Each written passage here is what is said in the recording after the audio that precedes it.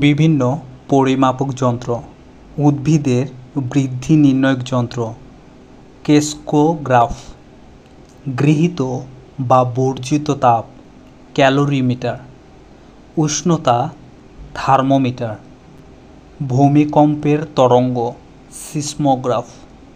ভূমিকম্পের তীব্রতা Richter scale, শব্দের প্রাবল্য